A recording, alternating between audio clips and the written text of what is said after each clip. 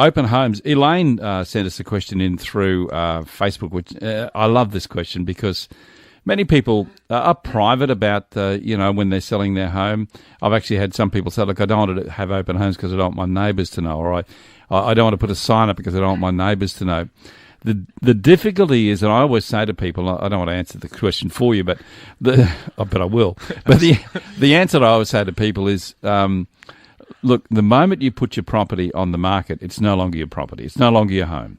It needs to be marketed. It needs to be exposed. Take it from there. Mate, beautiful intro. Yeah, it becomes a product in a marketplace. And that sounds very impersonal, but it's true. So things that we love about our home, people say things like, oh, but that rug, really ties the room together. Well, if you remove the rug, when you're selling a product, you'll find that there's more floor space and the room will look bigger.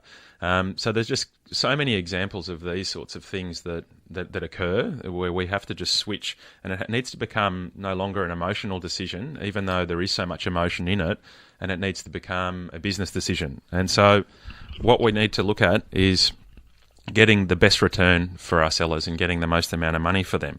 And so how do we do that? So really, I find that competition really drives up the prices. Yeah. And so does perceived competition. So if you're a buyer standing in an open home and there's 30 people there, 30 groups, and there's people picking up offer forms and there's all sorts of interest, lots of questions being asked, the buyer's going to look at that differently than if they're in a private inspection on their own, or if they're, there's 3 or 4 people there. So the more perceived interest in the property, the greater the perception that there's strong interest in the property. So the other point too, Adam, is that, sorry to interrupt you there, but you never know where the buyer's going to come from. You could find that one of your neighbours has got a good friend who wants to live in the area, and if they don't know that your property's on the market, they're not going to tell their friends. So you really do need to expose it to as many people as you possibly can, because you never know where the buyer's going to come from. They could actually just be scanning the paper one morning, they could be driving down the road and see the sign. That's exactly right. And we do exclusive invitations. We call them VIP neighbourhood invites, and we do typically 1,000 to 2,000 per property. We want the neighbours to come. Again, the more of a buzz we have in the open home, the more people that are there, the greater the perception of interest in the property, and it drives the prices up. But not only that, as you say, they might have a relative, they might have a friend that says, gee, that's a great street, we'd love to come and have a look at it.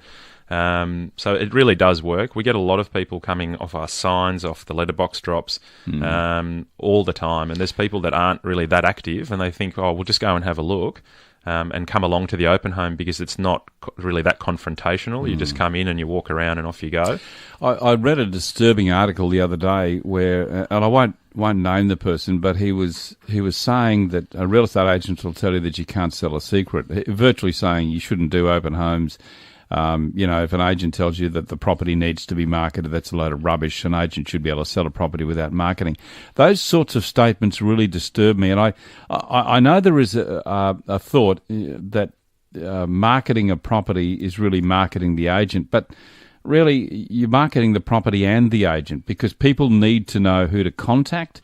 And really, when you look at it, an ad in the paper can feature the photograph of the agent's phone number and so on. People need to know the point of contact. But, by and large, it's the property that's being promoted. So I really do get disturbed by statements like that, because it's playing on a false emotion. Yeah. I agree. It's, the largest companies in the world spend hundreds of millions of dollars on advertising every year, and it is essential to get the message out there. But with a property, you just don't know where the buyer is going to come from. Sort of 80-90% might come from realestate.com, but then it's the letterbox drop, it's the sign. There's all sorts of forms of advertising that get the buyer in, and you have to really be across all of those in order to know that you've reached 100% of the market. One of the other comments that's made is, do I really have to pay for marketing, and what's it going to cost? People. The other thing that amazes me is that people will spend more on marketing a garage sale than they will on marketing their own home, and then they wonder why it doesn't work. I mean, you really have got to put some money into marketing something that's worth $500,000 to make it stand out from all the others. Yeah, exactly right. People spend way more on holidays than they do on selling their home, and if you get the marketing right, and you've got a good negotiator working for your property, it can make a difference of hundreds of thousands of dollars. So, what would you say to me if I said to you, why should I pay you for the marketing? Why don't you pay for it? Just take it out of your commission. Yeah, sure. So basically, with us, we use all the best people. So we've got an unbelievable property photographer. He does design magazines and so on, not just real estate agencies. To get a guy like that, basically when he comes through, he sends an invoice, the moment the job has been ordered. It's the same when you're ordering floor plans. It's the same when you have a professional copywriter through. If you want the best people, they're paid when they do the job. They're paid up front, not at settlement. And it is important that you invest in your home to market it properly. It's as simple as that. You don't... Yeah, to get the best possible return, you just simply have to invest in the marketing, and you need the best possible marketing. So why shouldn't you pay for it out of your commission? Why? Yeah, I mean, if you want the best and you're going to get a sale, yeah, why wouldn't you pay for it? Why wouldn't I pay for it? The agent. Yeah, it's not my job to do that. It's the client really that is paying me to negotiate. I don't get paid until I've got the absolute best outcome for my client, and it's their choice to move forward. When they've got that best possible price and they're happy with the terms and conditions, then when they sign, it's not until settlement that the agency actually gets paid. So it's just not a smart business move for agents to be picking up the cost to have such overheads of the client's expense. And also the agents that do that are typically the poorest agents in the industry. They're the ones that need to do that, and they're walking around carrying the overheads of all these prospective sellers. And then come negotiation time, they've got a pressure not only that they need to sell the place, but they need to recover their advertising money. And that's a very good point. I mean, you stay in control when you pay for the marketing. The last thing you'd want is a high-pressured agent telling you need to take the offer just simply so they can recoup their marketing costs.